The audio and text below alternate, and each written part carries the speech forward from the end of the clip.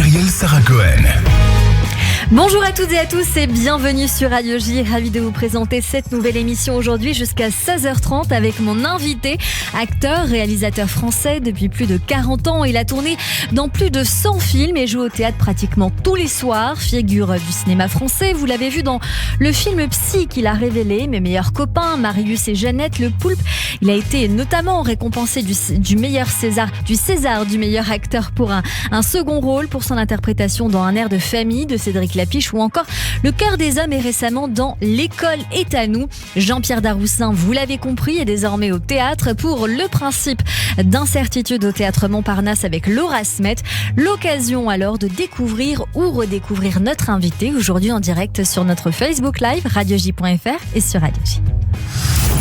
15h, 16h30, Cyrielle Sarah Cohen. Radio J. Bonjour Jean-Pierre Daroussin. Bonjour. Merci beaucoup. Ça va bien, merci à vous. Eh bien écoutez, merci beaucoup d'être avec nous par téléphone. Vous êtes en route jusqu'à nous aujourd'hui. Quelquefois cela arrive. Voilà. D'habitude, je circule avec les transports en commun. Là, j'ai pris un taxi et puis la circulation. Moi qui vante toujours le fait qu'on roule de mieux en mieux à Paris, je trouve. Et aujourd'hui, c'est pas le cas. Voilà. Eh bien écoutez, c'est des choses qui arrivent et on le comprend bien pour nous qui sommes en direct du lundi au jeudi, donc aucun souci. Mais si vous le voulez bien, alors en attendant que vous arriviez jusqu'à nous, on va démarrer par le début comme si vous étiez face à moi, même si bien sûr c'est un petit peu plus difficile d'avoir cette intimité, mais on va tenter d'y aller si vous le voulez bien. Oh, ça va. Allez, on y va, c'est parti. Jean-Pierre Daroussin, vous êtes né le 4 décembre 1953 à Courbevoie. Vous êtes élevé avec votre sœur dans une famille modeste, je crois, avec... à Courbevoie, à Beson et puis à Asnières avec votre papa, Paul, artisan, ouvrier, tameur et une maman au foyer. Et vous gardez des souvenirs, je crois, indélébiles de cette enfance et de votre père que vous avez raconté dans votre récit et le souvenir que je garde au cœur.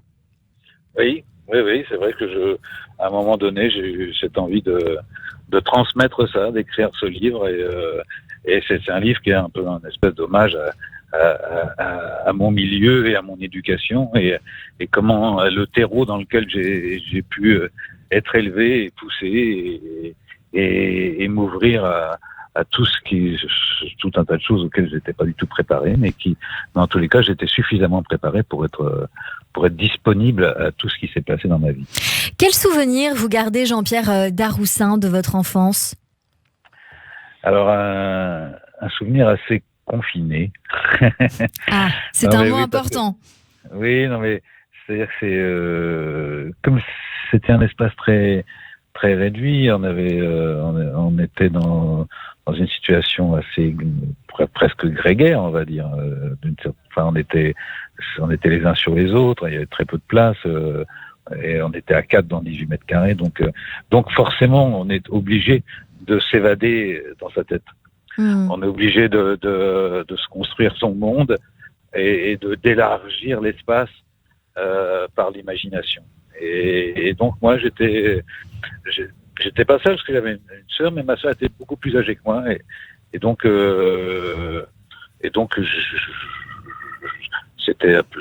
j'avais un peu plus la sensation d'avoir une babysitter, on dirait maintenant.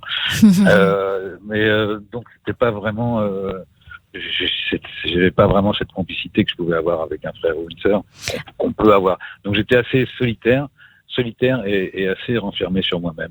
Mais en même temps, très vite, il y a eu l'école. Enfin, pas très vite, parce qu'à l'époque, on n'allait pas à la maternelle, on n'avait pas tout ça. On commençait vraiment qu'avec le cours préparatoire. Et donc, l'amitié et la rencontre avec des copains, je sais que c'est quelque chose de très très très important pour moi. Ouais. Merci d'être avec nous en face à face, Jean-Pierre Daroussin. Nous parlions il y a un instant par téléphone de cette anecdote avec la télévision, avec votre papa, cette télévision que vous avez achetée finalement dans un moment important puisque c'était la mort de Kennedy et cela marque finalement peut-être un peu votre carrière parce que comme vous êtes l'un des premiers foyers du quartier à avoir une télé, elle devient celle que tout le monde a envie de voir en même temps et peut-être alors naît votre volonté peut-être de vous retrouver dedans un jour. J'avais jamais pensé à ça.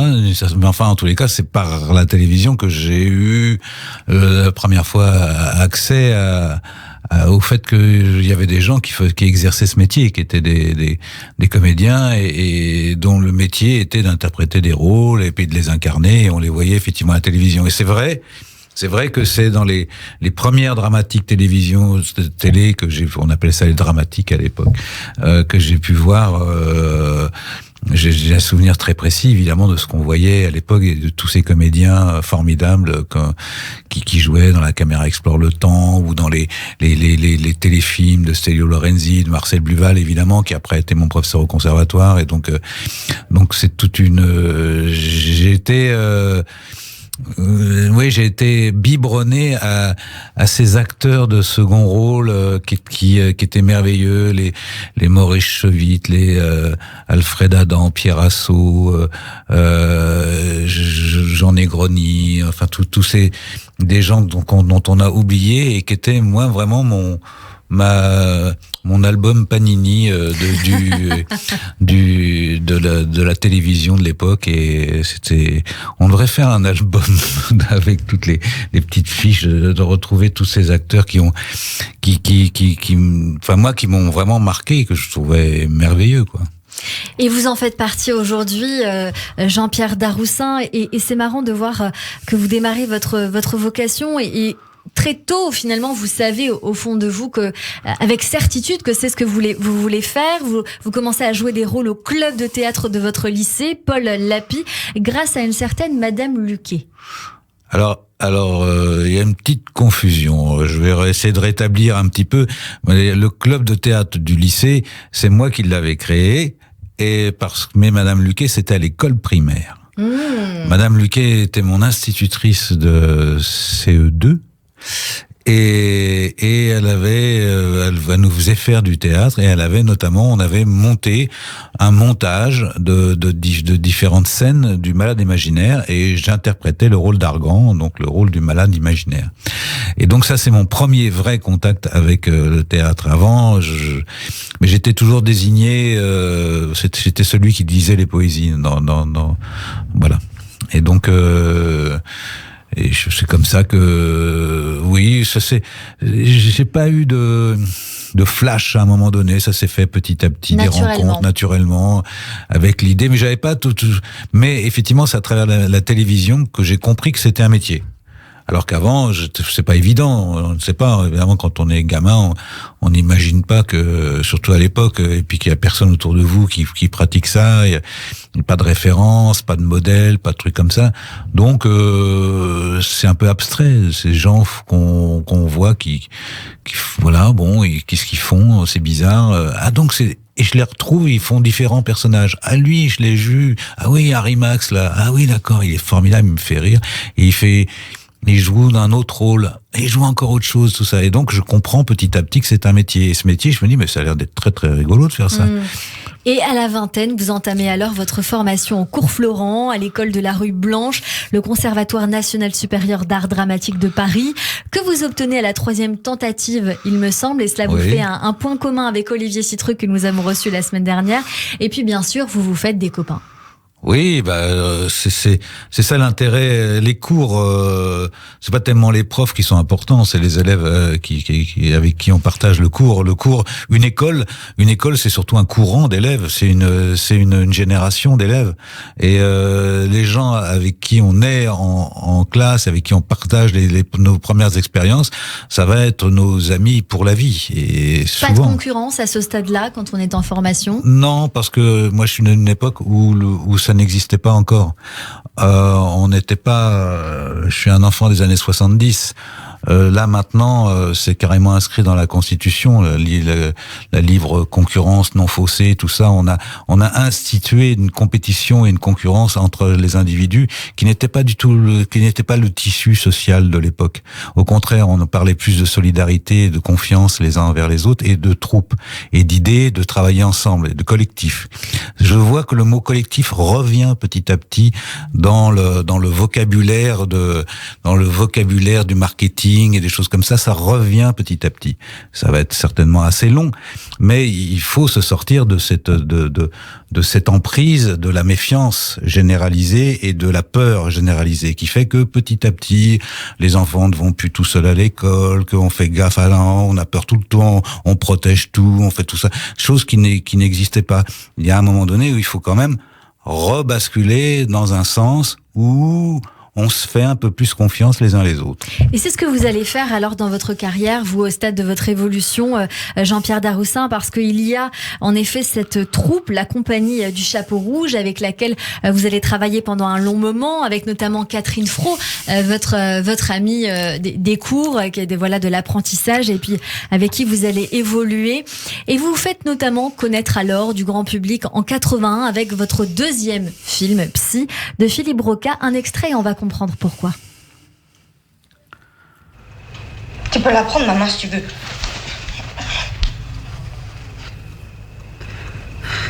C'est dingue la vie tout de même. Moi, tu vois, j'étais vraiment au bout du rouleau, hein, j'en pouvais plus.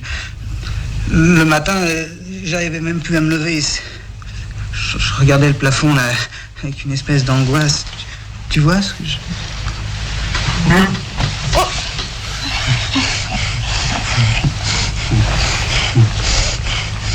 Tu vois, tu te dis, je finirais bien par trouver quelqu'un, hein? C'est vrai, je finirais bien par trouver quelqu'un.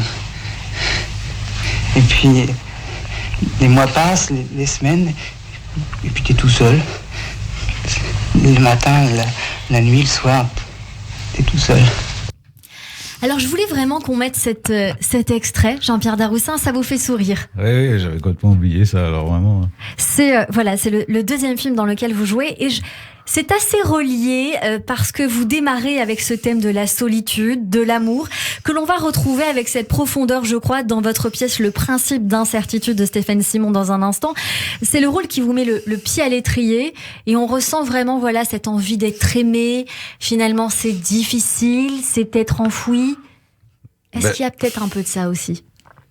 En tous les cas, c'est quelqu'un qui est pas très épanoui au niveau affectif que j'interprétais à ce moment-là. Avec ma partenaire était Catherine Fro, évidemment dans cette scène, je me rappelle. On sortait tous les deux du conservatoire. C'est un film qu'on a tourné en 1979. Vous avez 81 dans vos fiches, mais c'est peut-être parce qu'il est sorti en 81. Mais, c'est ça. Mais on l'a tourné vraiment en sortant du conservatoire.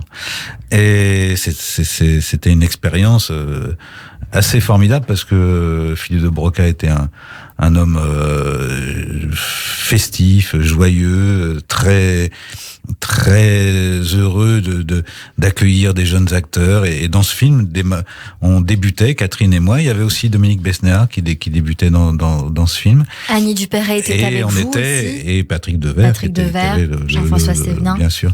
Et il y avait Jennifer aussi. Il y avait beaucoup de gens tout à fait incroyables.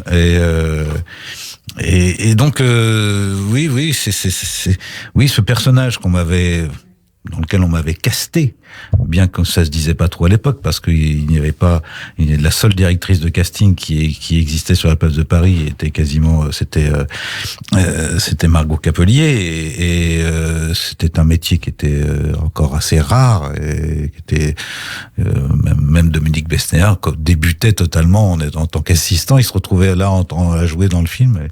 Il n'avait pas encore débuté sa carrière de casting.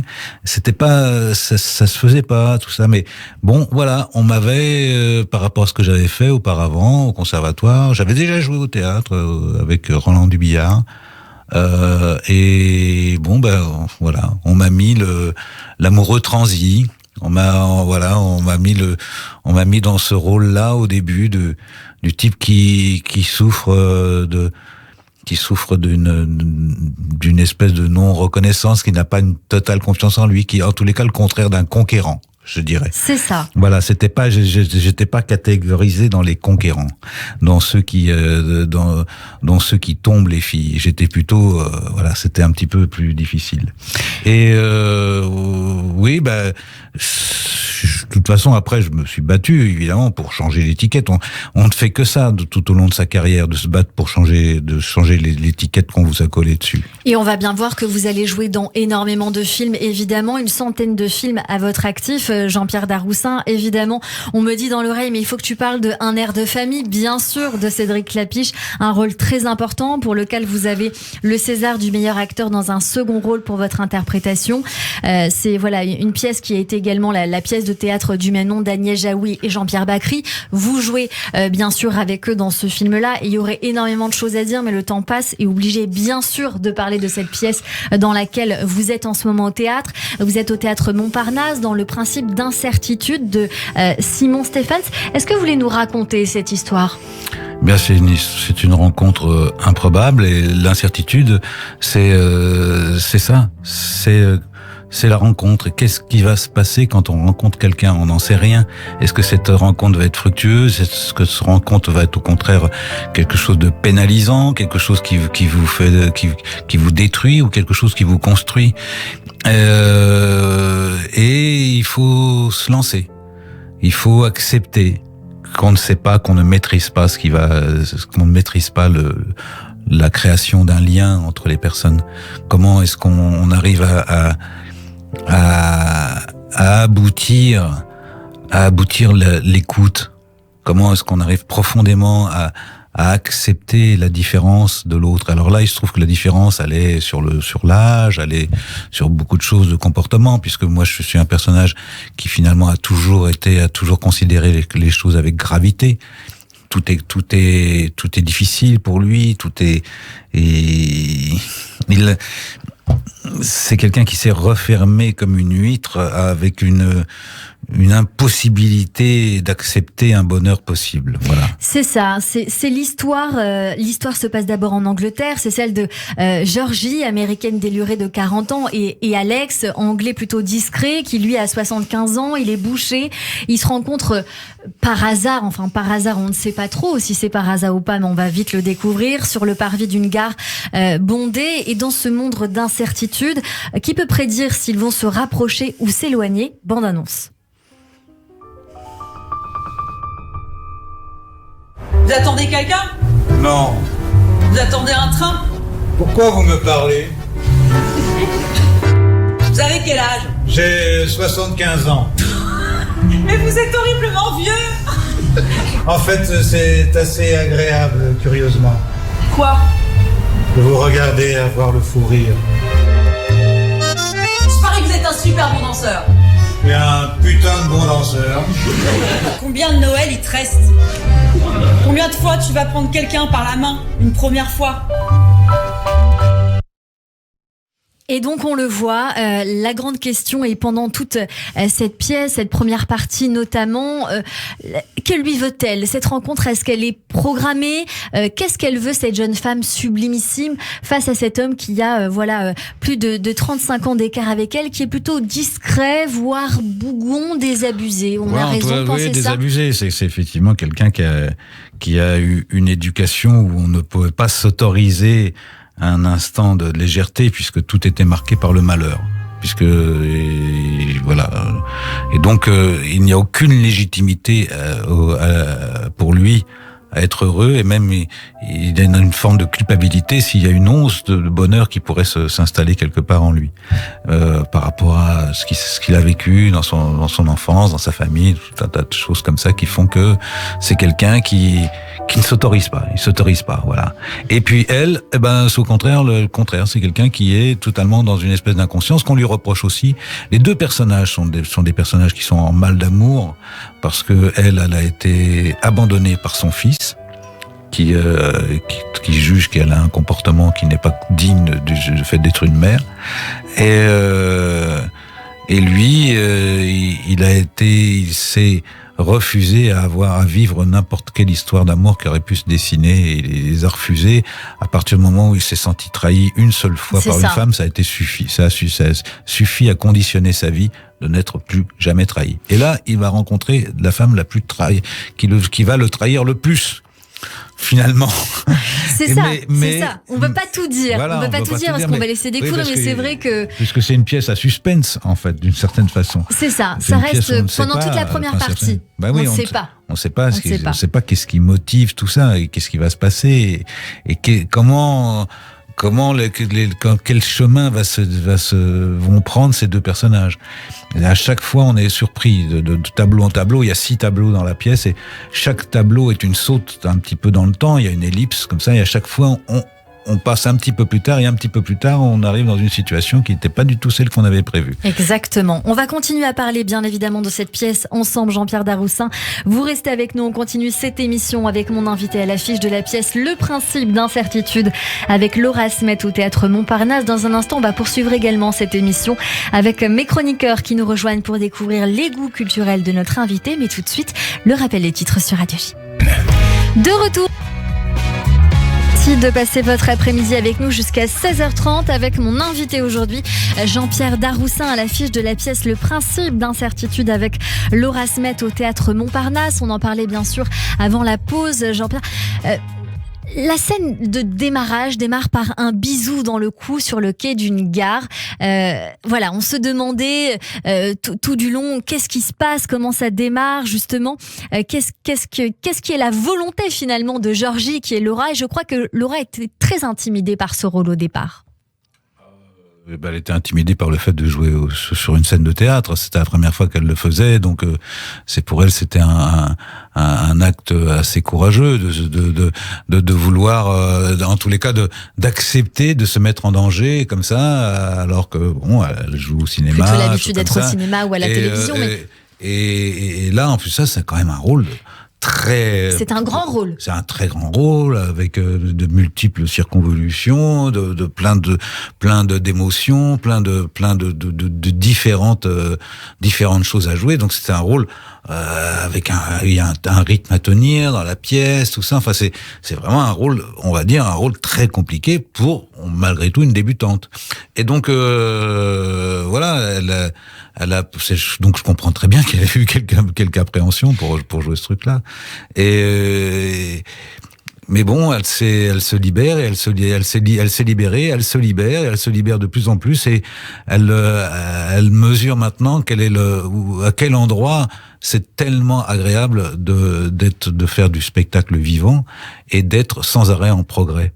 Et quand on a la sensation de progresser tous les jours, c'est quelque chose de formidable dans la vie, d'avoir cette sensation-là. Et vous en savez quelque chose, vous, Jean-Pierre Daroussin, parce que vous n'avez jamais arrêté. Moi, j'ai jamais arrêté de jouer au théâtre parce que justement, je sens bien qu'à chaque fois, je peux rajouter une petite couche, chercher, comprendre mieux, faire avoir une petite sortir une petite note que j'avais encore jamais sortie. Enfin, c'est tellement vaste le fait de dessiner, de mettre en musique un texte sur une scène tous les soirs. C'est tellement multiple, il y a tellement de paramètres à dominer et à faire et à focaliser dans la connexion avec le public en même temps, et comment on présente ce moment-là. Et ce moment-là dépend aussi, pas uniquement du travail que vous avez fait, dépend aussi de votre humeur de la journée, dépend aussi de pas mal de choses, de quelle est votre disposition d'esprit de quelle façon vous allez chercher le plaisir et l'amusement au moment même, à ce moment-là. Comment le rendez-vous peut se faire et que ce rendez-vous, il doit être toujours de l'ordre du plaisir, donc toujours renouveler ce plaisir. On pense que c'est parfois qu'on peut s'imaginer que c'est insurmontable, et en fait c'est là où c'est merveilleux cet art du vivant, c'est que c'est tous les jours, c'est possible. Et c'est un challenge aussi de tous les jours, d'avoir envie peut-être de se renouveler à un moment donné, de donner une nouvelle impulsion au personnage d'Alex Pritz. Oui, parce qu'il y a toujours une façon de se laisser surprendre. Il y a toujours une disponibilité particulière à avoir. Vous avez une partenaire, parfois vous en avez d'autres, plusieurs. Et donc eux-mêmes ont aussi leurs difficultés, eux-mêmes ont leurs paramètres personnels, et il faut composer aussi avec tout ça en permanence. Donc c'est extrêmement mouvant, extrêmement émouvant. Et oui, moi je suis très très très touché de jouer avec Laura ce spectacle, parce que je vois comment je vois son travail qui évolue tout le temps. Et voilà, c'est pour moi quelque chose de. J'ai évidemment un regard plus. On a un regard plus tendre avec quelqu'un qui est dans ses débuts. Quand je travaille avec des vieux camarades que je connais par cœur et je sais comment ils font, ceci, cela, là, on a une complicité. C'est pas une complicité qui est de l'ordre de cette tendresse, c'est une complicité qui est de l'ordre oui, il y a quand même de l'amusement aussi, beaucoup, mais c'est pas tout à fait la même complicité. Là, franchement, la regarder toucher du doigt, qu'est-ce que c'est que de rencontrer le public tous les soirs, ben c'est très émouvant. Et c'est très émouvant, notamment ces 3 phrases qu'il faut retenir dans cette pièce, évidemment. On a des points de vue très différents sur les expériences qu'on croit partager. Et vous venez nous parler justement de l'expérience et de ce regard que chacun peut avoir sur son propre jeu. Une autre phrase aussi, les gens se soucient beaucoup trop de ce qu'ils pensent, mais ils devraient penser plus à ce qu'ils font. J'ai retenu ça de la pièce, si les mots sont exacts, parce qu'il faut les retenir en même temps, vous regardez les écrire. Les gens se soucient beaucoup trop de ce qu'ils sont. Il ferait mieux de penser un petit peu plus à ce qu'ils font. C'est ça le texte exact. Et une autre phrase, plus je vieillis, plus j'ai conscience de la brièveté des choses. Oui, c'est mon cas. C'est votre cas, vous pensez ça vraiment, Jean-Pierre Darroussin ? Non, alors c'est bien sûr que je pense ça d'une certaine façon, puisque tout le monde pense ça. Donc on a une part en nous-mêmes de consensus sur la parole, sur la doxa. On est souvent un peu d'accord avec la parole commune. Mais en même temps, moi, j'ai au fond de moi un petit esprit de contradiction, malgré tout, qui fait que je me construis avec l'idée que c'est différent. Et il y a toujours une part en moi qui n'accepte pas ces phrases toutes faites et ces évidences que tout le monde partage. J'ai toujours envie d'aller voir de l'autre côté, de faire le petit pas de côté qui fait que moi je vois les choses autrement. Et parce que ça m'intéresse, parce que je me dis tiens, et que je trouve ça assez joyeux. Et donc moi par exemple, je trouve que la vie c'est très long. Parce que depuis que je suis au monde, j'ai vécu tellement de choses incroyables, formidables déjà, que j'ai une espèce de sensation que c'est tellement chargé, tellement riche, tellement imprévisible, tellement je pouvais tellement pas imaginer que j'allais vivre tout ça. J'étais tellement pas dans une légitimité artistique ni quoi que ce soit, que pour moi c'est waouh, à chaque fois j'ouvre une porte qui éveille tout le temps ma curiosité, et je reste avec une âme d'enfant. Donc quand vous restez avec une âme d'enfant, vous vieillissez beaucoup moins vite. Donc la vie est beaucoup plus longue. Mais aussi parce que vous ne vous épargnez pas, Jean-Pierre Darroussin, vous multipliez les projets, vous êtes tout le temps en mouvement. Donc c'est ce qui fait que pour vous il y a beaucoup de choses, que c'est long aussi parce que vous êtes tout le temps emprunt à plein de projets. Alors certains pourraient dire aucun intérêt à m'épargner, c'est un jeu de mots économique, mais non, mais c'est vrai, vous avez beaucoup de projets tout le temps, vous faites beaucoup de choses. Donc du coup, peut-être que pour certains on pourrait dire le temps passe vite, je suis tout le temps occupé, et puis finalement vous me dites moi je fais tellement de choses que tout me paraît long. Oui, je pense que voilà, je remplis ma besace et donc le temps est chargé, il est long, voilà, il est lourd. Le temps, voilà, c'est aussi du poids, quoi. C'est aussi tout ce qu'on vit finit par s'accumuler, et donc ça devient quelque chose voilà. Moi j'ai 69 ans dans pas longtemps. Vous avez dit tout à l'heure que j'étais né le 4 décembre 1953, donc je suis quand même assez proche de mes 69 ans. C'est pas mal comme quand même. Et j'ai accumulé beaucoup de souvenirs, beaucoup de rencontres, beaucoup de connaissances, et toujours, et encore une fois, je parle de curiosité. Vraiment, je pense que si on arrive à garder une fraîcheur, une curiosité qui est complètement entretenue dans ce que je disais tout à l'heure par le fait de jouer au théâtre et d'être obligé d'être dans cette permanence et dans cette récurrence de renouvellement de soi-même, d'aller chercher, de ne jamais se satisfaire de son savoir-faire, d'être toujours dans un moment où, oui, d'être conscient qu'il y a toujours du progrès à faire. On peut toujours faire mieux, et on découvre à chaque fois qu'on fait mieux. Donc cette curiosité, elle vous permet vraiment de cultiver votre champ d'action et votre champ de possibles, et de l'élargir tout le temps. Donc à un moment donné, vous êtes en face d'un champ de possibles qui est énorme. Donc j'ai pas la sensation que la vie soit si courte. Par contre, je sais que le temps va en s'amenuisant. Ça, j'en ai quand même conscience. Je suis pas si débile que ça. Mais au contraire, même Jean-Pierre Daroussin. Vous nous avez parlé de curiosité, eh bien on va la garder également, puisque dans cette partie d'émission, on découvre toute la culture du moment ou d'avant, selon vos goûts. Et mes acclamations, mon enthousiasme, viva notre bienfaiteur. Olé, olé, olé. Et tout de suite, Hélène Kuttner nous emmène au théâtre pour une ode à Jean-Pierre Daroussin. Bonjour Hélène Kuttner. Bonjour Cyrielle, bonjour Jean-Pierre Daroussin. Bonjour à tous et à toutes. Excusez pour ma voix un petit peu prise aujourd'hui. Alors, Jean-Pierre Daroussin, cette chronique théâtre, elle est pour vous, qui portez la scène si brillamment le principe d'incertitude au théâtre Montparnasse avec Laura Smet. On l'a dit tout à l'heure, incertitude sur cette rencontre, sur cet amour naissant, sur ce partage de vie et de vérité. Et j'avoue que c'est un spectacle que j'ai vu tout début et qui m'a beaucoup plu, justement, par la fragilité de Laura, par cette incertitude et par cette rencontre entre vous deux. Mais on en parlera tout à l'heure. Alors, incertitude du théâtre et des personnages qui composent la pièce. En 1975, le metteur en scène Antoine Vitesse, qui dirigeait alors le théâtre des Quartiers d'Ivry, monte à la Comédie Française Le Partage de midi de Paul Claudel.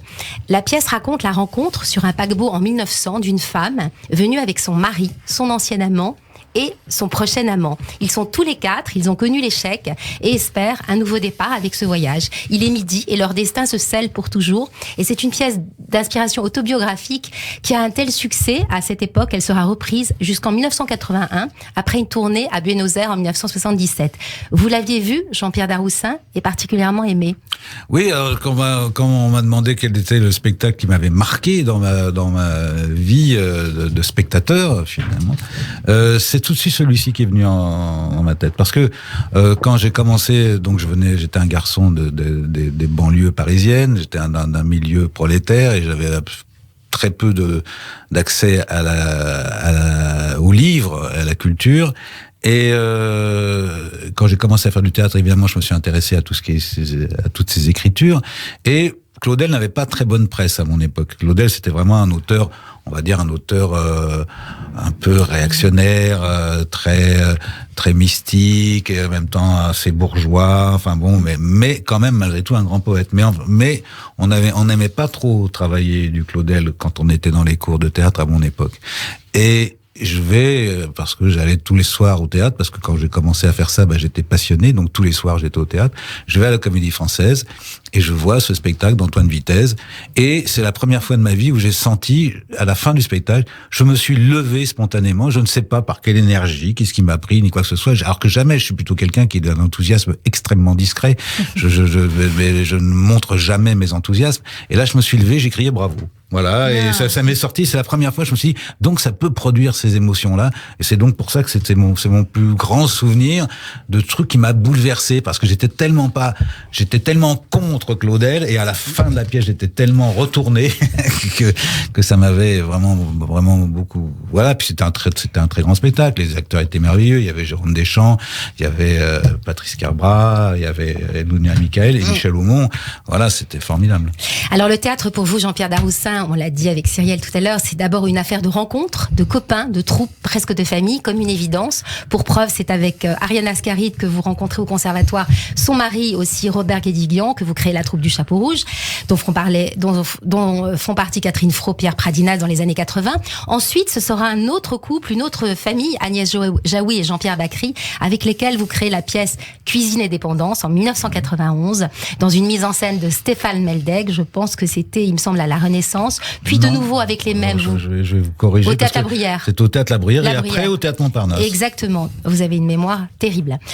Puis de nouveau avec les mêmes, vous montez en 1994 Un air de famille, dont le cinéaste Cédric Clapiche réalisera l'adaptation cinématographique. Ces 2 pièces sont un succès, elles sont jouées plus de 500 fois et elles vous révèlent au grand public. À ce moment-là, vous avez à Molière, celui du meilleur comédien, dans un second rôle.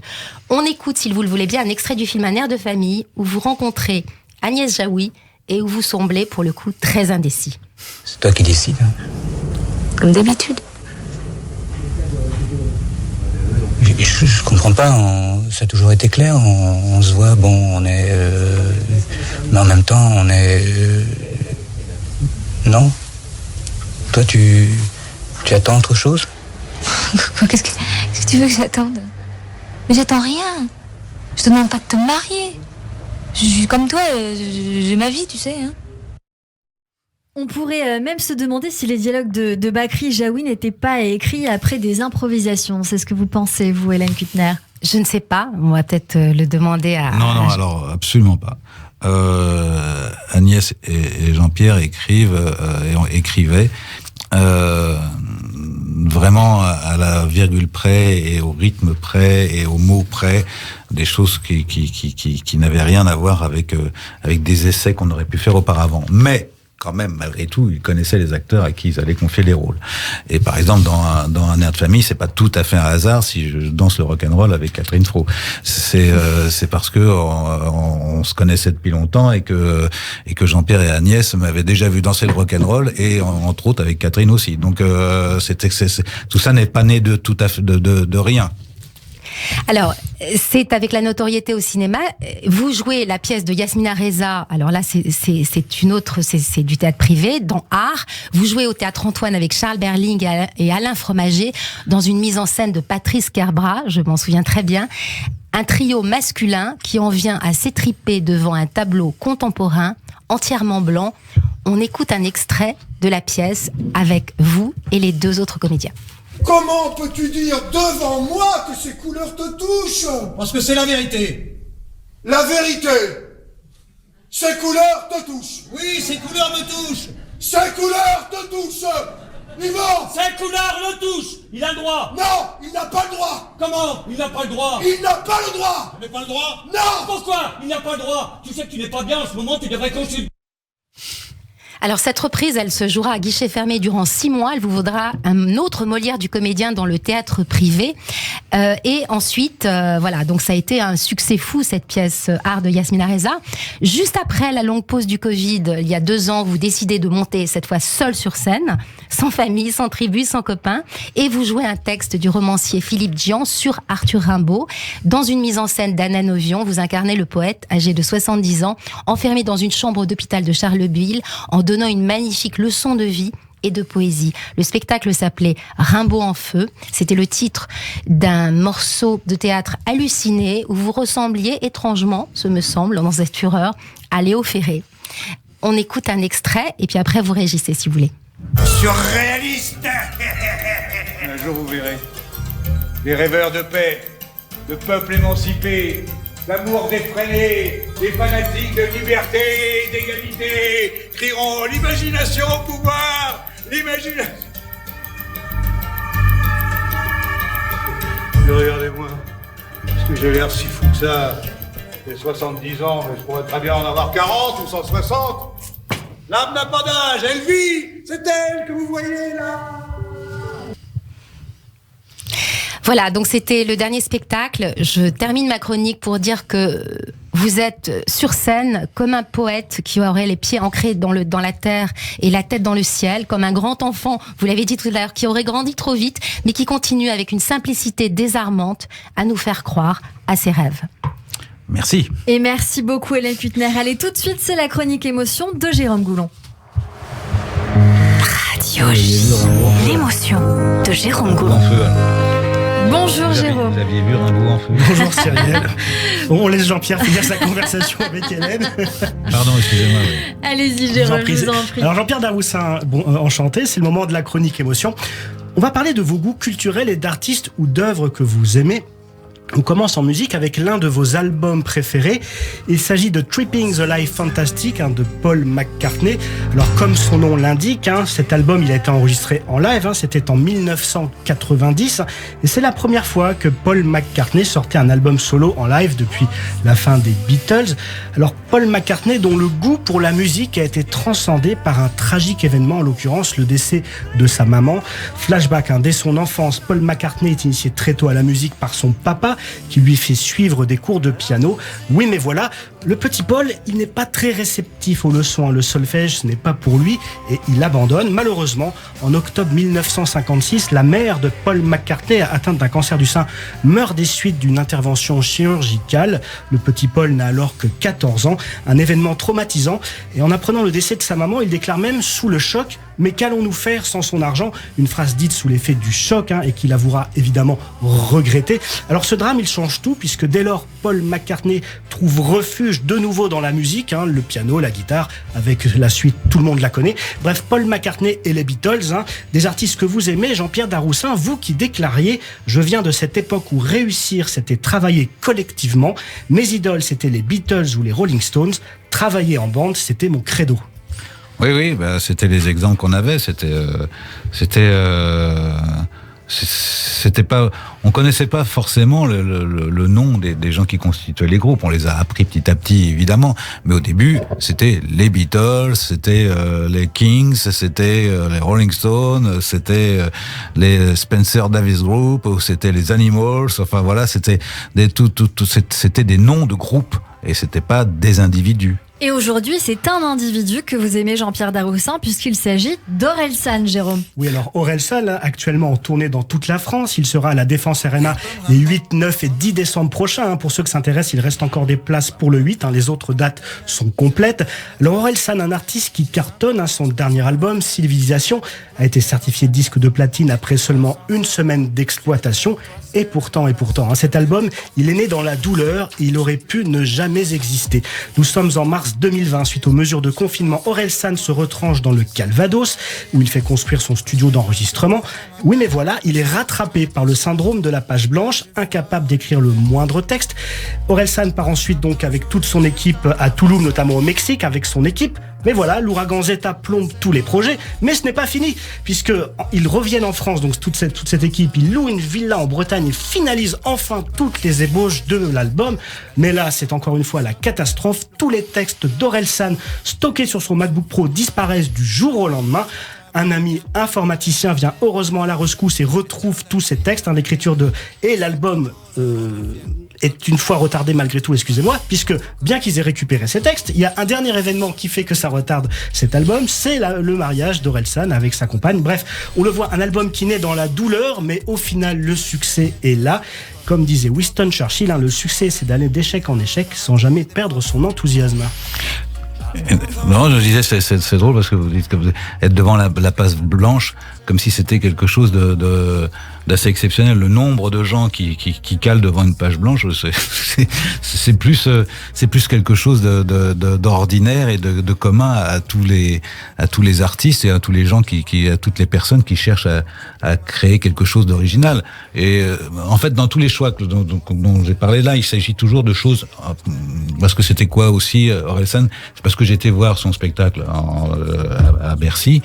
Et que voilà, moi j'aime aussi ça, les concerts et voir les choses en direct. Et si j'ai choisi cet album des Beatles, c'est parce que c'est un album en public. Il se passe en live et il y a quelque chose. Je collectionne pas mal les albums en live. Voilà. Et puisqu'on a parlé de page blanche il y a quelques secondes, une page qui n'est pas blanche, puisqu'on termine cette chronique avec de la littérature et un livre, L'homme sans qualité, Jérôme. Oui, Jean-Pierre Daroussin, c'est l'un de vos livres préférés. C'est un roman de Robert Musil, un écrivain autrichien paru en 2 tomes, en 1930 et 1933, et qui a la particularité d'être un livre inachevé, puisque Robert Musil n'aura jamais l'occasion de terminer son œuvre. Alors pour faire très court, ce livre raconte l'histoire d'un homme qui a échoué à trouver un sens à sa vie et qui vit dans une sorte de passivité, de relativisme moral et d'indifférence à tout, ce qui en fait un homme sans qualité. Robert Musil dresse dans ce livre un tableau satirique et utopique de la culture occidentale moderne. Mais comme je le disais, l'auteur n'aura jamais pu terminer son œuvre, et pour cause, après l'annexion de l'Autriche par les nazis en 1938, l'Allemagne refuse toutes les publications de l'éditeur de Robert Musil, la société Berman Fischer. Les ventes s'effondrent, l'écrivain se retrouve sans éditeur, sans revenus, et toutes ses publications passées sont censurées par le régime nazi. Il est même obligé de fuir en Suisse, et pour cause, un pacifiste dans l'âme, Robert Musil ne plaît pas aux nazis, d'autant qu'il est marié à une femme juive. Il est donc désigné comme un ennemi de l'Allemagne. Ruiné et malade, il meurt en 1942 sans avoir pu terminer son œuvre. Une œuvre qui connaîtra finalement le succès après la mort de son auteur, puisqu'un ami trouvera des manuscrits et rééditera ce livre en 1950. Alors je terminerai cette chronique par une question, puisque nous parlons d'œuvres inachevées. Jean-Pierre Daroussin, vous avez tourné en tant que réalisateur le film Le Pressentiment, adapté du roman d'Emmanuel Bove, mais vous n'avez jamais continué le métier de réalisateur. Est-ce que c'est un regret ? On va en parler dans un instant, c'est un teasing, on revient dans quelques minutes. Tout de suite, c'est le journal de l'information et la publicité sur Radio J. Cohen. De retour sur l'antenne de Radio J, merci de nous avoir rejoints. Si c'est le cas, si vous êtes avec nous depuis le début, merci pour votre fidélité avec mon invité aujourd'hui, Jean-Pierre Daroussin, à l'affiche de la pièce Le Principe d'incertitude avec Laura Smet au Théâtre Montparnasse. Et on s'est quitté juste un petit peu avant la pause et le journal de l'information avec cette question de Jérôme Goulon que vous allez nous rappeler, bien sûr, Jérôme. Oui, alors Jean-Pierre Daroussin, vous avez tourné en tant que réalisateur le film Le Pressentiment, adapté du roman d'Emmanuel Bove, un auteur que vous appréciez, mais vous n'avez jamais renouvelé l'expérience de réalisateur. Est-ce que c'est un regret ? Non, parce que j'aurais pu. Et donc il n'y a pas de regret, c'est plutôt un choix. Je suis acteur. Et j'ai fait cette expérience de la mise en scène plus pour me compléter en tant qu'acteur, pour m'améliorer, pour comprendre des choses de l'intérieur du métier de réalisateur. Mais quand on est acteur, on se réalise déjà largement. C'est tellement, le champ de travail est tellement énorme et diversifié. Metteur en scène, c'est très, il faut avoir la vocation de ça quand même aussi. C'est un métier. Et moi, autour de moi, j'ai des camarades, Robert Guédiguian avec qui j'ai fait beaucoup de films, ma femme est réalisatrice, tout ça, je vois à quel point c'est une nécessité, alors que moi c'est une nécessité pour moi de jouer. C'est pas, et mettre en scène c'est vraiment je l'ai fait parce qu'on m'y a un peu poussé. Parce que à chaque fois, je suis quand même très proche de la collaboration, du travail avec les metteurs en scène, tout ça. Donc, à un moment donné, ils disent, essaye. Et effectivement, le essaye est tentant. Donc, on est tenté. On se dit, pourquoi j'essaierai pas. Et je le regrette pas du tout parce que vraiment, je m'aperçois que j'ai compris des choses dans le fait de jouer la comédie et comment j'ai relativisé mon travail d'acteur en ayant cette expérience de metteur en scène et comment je respecte encore plus le travail avec de la mise en scène en ayant fait cette expérience. Et donc, je le regrette pas du tout, mais je préfère vraiment être du côté de la comédie, de jouer, d'aborder des personnages et de collaborer avec des metteurs en scène, mais ne pas, moi, prendre ça en charge. Non. La réponse est très claire, Jean-Pierre Daroussin. Une question, est-ce que vous aimez cuisiner ? Oui. Eh bien, vous allez vous faire cuisiner en tous les cas tout de suite avec le coup de fourchette de Jordi qui vous croque sur Radio J. C'est pas brosse. C'est fin, c'est très fin, ça se mange sans faim. Je fais dilater. Radio J. Radio J, le coup de fourchette. Bonjour Jordi. Bonjour Cyrielle, bonjour Jean-Pierre Daroussin. Bonjour. Alors on commence tout de suite avec le coup de fourchette, Jean-Pierre Daroussin. On m'a dit que vous aimez beaucoup Pierre Gagnère. Oui, c'est vrai. C'est un homme que j'ai eu l'occasion de rencontrer à plusieurs occasions et voilà, c'est un compositeur d'immense talent. C'est un chef d'orchestre extraordinaire de la cuisine. Alors moi, quand on m'a dit que vous aimez Pierre Gagnère, je me suis dit tiens, Jean-Pierre Daroussin, il est cannibale. Mais j'ai compris que c'est en fait un grand chef cuisinier. Ouais. Et je suis allé dans son restaurant de l'hôtel Balzac, à côté des Champs-Élysées, pour aller. C'est une bonne occasion. Bien sûr. Et je suis allé m'enfiler un carré d'agneau de l'Aveyron frotté d'origan, puis j'ai vu le prix et je crois que c'est moi qui me suis fait enfiler. En fait, le prix, je croyais que c'était l'année de naissance de l'agneau, mais du coup, je suis allé à côté de chez Pierre Gagnère. Je suis allé au McDonald's. Non, sérieusement, chez Pierre Gagnère, ça a l'air très bon. De toute façon, j'ai vu les plats et ça a l'air très bon. C'est tout ce que je peux dire en fait. C'est ce que j'ai mangé. J'ai mangé l'air. C'est vraiment ça que j'ai mangé. Et c'est dans ces moments-là où je me dis, si j'étais riche, si j'étais riche, comme le titre d'un de vos films. Oui. Moi, si j'étais j'étais riche, déjà je rachète cette radio. Hein. Je mets la première lettre de mon prénom à côté de Radio J, on l'a. Et je vire Cyrielle. Voilà, désolé Cyrielle. Oui, je vire Cyrielle. Voilà, la prochaine fois tu me proposeras pour l'escape game sur le thème des bureaux des légendes. Parce que vous savez pas, Jean-Pierre Daroussin, mais cette personne et Jérôme Goulon que vous avez vu tout à l'heure sont partis ce week-end faire un escape game sur le thème du bureau des légendes. C'est vrai, voilà. pardon. Mais c'est pas grave, c'est pas grave. Vous étiez le bienvenu Jordi, mais vraiment le cœur y était, sachez-le, c'est juste qu'il n'y avait pas assez de place, il fallait faire des choix. Ouais, donc sûr. on a été obligés. C'est quoi puisque... un escape game? Vous n'êtes même pas au courant? Pas du tout. Alors je vais vous expliquer très brièvement, Jean-Pierre Daroussin. On a fait un escape game, bureau des légendes avec l'équipe, parce qu'on est censé avoir le créateur de cet escape game qui est en fait un jeu plein d'indices où vous êtes assez nombreux pour pouvoir résoudre ces indices. Généralement, c'est un nombre limité de personnes et vous devez travailler, œuvrer ensemble pour résoudre ces énigmes, etc. Nous étions 6, nous aurions adoré avoir Jordi avec vous et il s'avère qu'il y a une photo de vous dans cet escape game. Voilà, qui s'appelle le Bureau des légendes dans lequel vous avez tourné pendant 2 ans. Oui, plus de 2 ans. Voilà. Et le décor, en fait, reprend le Bureau des légendes avec plein de choses, justement, du Bureau des légendes. Et il y a des énigmes, il y a beaucoup de choses comme ça. J'ai des contrats que je peux du bien regarder. Mais c'est pas grave, voilà. Mais donc voilà, c'est ça. C'est pour ça donc que je te vire Cyrielle, c'est parce que on m'a pas proposé. Moi, je connais du monde, je connais Socrate Daroussin. Donc voilà. Je garde évidemment Jérôme Goulon qui était là tout à l'heure. Je le garde pour la séquence émotion, hein, mais je le mets dans ma vie. Comme ça, il commande tout ce que je fais avec émotion. Ça s'appellerait le point G. En 2022, c'est lors d'un mardi pluvieux que Jordi se réveille. Avec cette sonnerie très énervante de l'iPhone, il se dirige comme à son habitude vers sa cuisine achetée chez Cuisinella et se fait un café grand-mère. Puis, sans plus tarder, il va se brosser les dents avec un dentifrice Colgate avant de rejoindre sa radio, Radio J. Mais avant, il passe chez Pierre Gagnère prendre un bon bol d'air frais avec son ami Dada.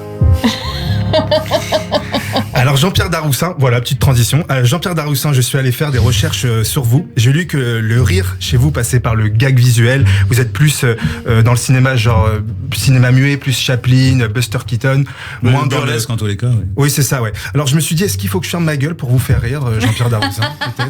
Peut-être qu'il faut que je fasse des calembours, peut-être des chutes, peut-être du... En tous les cas, le principe du clown est souvent de faire un bide. Oh. C'est vrai. Et j'ai lu aussi que vous étiez fier de payer des impôts. Alors je suis d'accord avec vous, parce que c'est important de payer des impôts. Mais je les paye souvent en retard. Mais... avec des pénalités, on sait. Parce que je suis un peu phobique. Vous avez la phobie administrative, Jean-Pierre Daroussin? Oui, je comprends les gens qui ont du mal à rentrer dans les ascenseurs. Ça, moi, j'ai pas de mal avec tous ces genres de trucs d'enfermement, les machins. Mais par contre, remplir un papier administratif est quelque chose, mais vraiment, je mets un temps fou. Ouais. Je n'arrive pas à mettre mon nom, ma date de naissance. Je sais pas pourquoi, ça me bloque. Mais beaucoup de gens sont comme ça. J'en fais partie. Je compatis. Je n'arrive pas du tout à comprendre, mais c'est une réelle angoisse.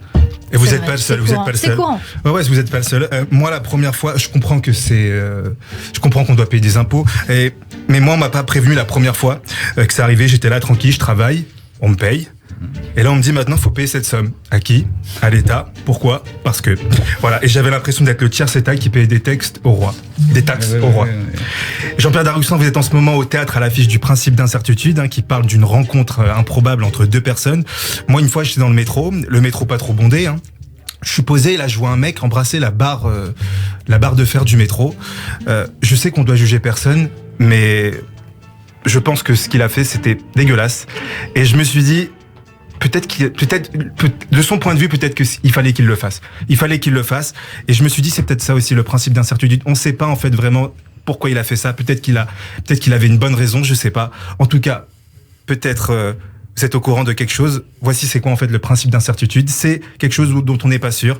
Mais là où le principe d'incertitude ne s'applique pas, c'est que pour nous, vous êtes un acteur de talent. Merci beaucoup Jean-Pierre Daroussin. De rien. Et merci beaucoup. Merci Jordi. Jordi que l'on retrouve également sur Instagram et dans plusieurs comédie clubs parisiens. Votre compte Instagram a changé, Jordi. Oui, c'est jordi.journaux. Il faut le dire pour nos auditeurs qui auront envie de venir vous voir, puisqu'il y a toutes les dates où vous jouez sur scène et en spectacle. Allez, tout de suite, on passe à la séquence tac au tac sur Radio J. Alors on démarre avec la séquence tac au tac sur l'antenne de Radio J maintenant. Le principe est simple, Jean-Pierre Daroussin, 10 questions et 10 réponses courtes, rapides, efficaces. On tente ça? essayer, mais vous me faites peur. Ah mais non, on va y aller doucement, tranquillement. La recette de l'amour, Jean-Pierre Daroussin. La confiance. Le ou les sujets qui vous préoccupent le plus en ce moment?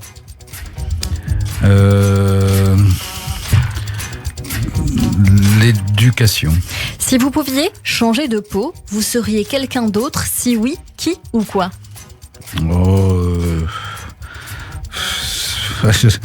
J'aurais bien aimé être un sportif de haut niveau. Très bien. Je crois que vous aimez beaucoup le foot. Oui. Ça m'aurait plu d'avoir cette capacité de mon corps. Oui. Quel est le plus beau compliment qu'on puisse vous faire, Jean-Pierre Daroussin?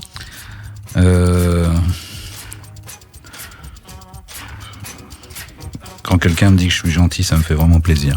Qu'est-ce que vous avez fait de plus fou pour quelqu'un?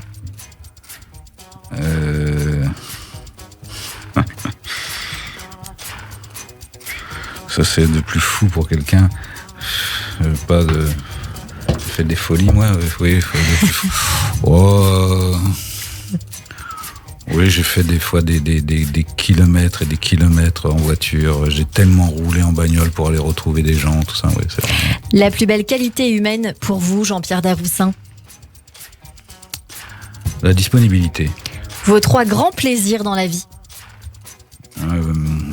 Jouer, très certainement.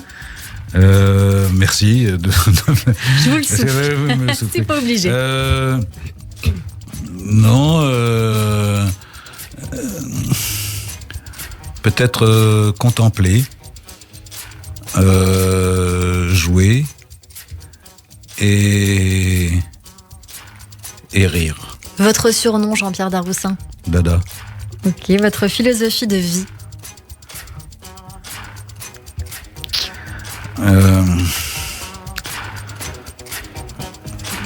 Ça vaut la peine. Votre prochain rêve à accomplir?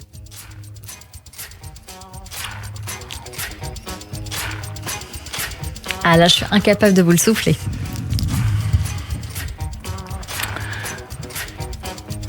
Écrire. Le dernier mot, la dernière phrase même que vous aimeriez prononcer, Jean-Pierre Daroussin, pour terminer ce tac au tac. Merci. Merci. Notre émission continue désormais sur l'antenne de Radio J. Radio J. 15h, 16h30, Cyrielle Sarah Cohen. Et on continue cette émission avec un coup de cœur en direct, Mathilda avec son titre Dame et un beso, issu de son EP Brutal. On découvre et on en parle avec elle en direct sur Radio J. Toucher le fond chaque fois que ça tue des gens qui tu crois. Moi j'ai tout aimé de toi, tes yeux et ta voix. J'ai mis toute ma vie dans ton cœur, ses peines, ses joies, ses douleurs. Et je ne garde que le meilleur quand je pense à toi. Mais si tout s'arrête, si tout tombe à l'eau, je t'ai dans la tête, le cœur en fuego. Serais-je vraiment bête de trouver ça beau? Oh, dame un beso, dame un beso, dame un beso, sueño con tu cuerpo. Dame un beso, dame un beso, dame un beso, sueño con tu cuerpo. Trouver le pont chaque fois, tu connais les thèmes en moi. Je sais ta douleur, je te crois, on s'en sortira.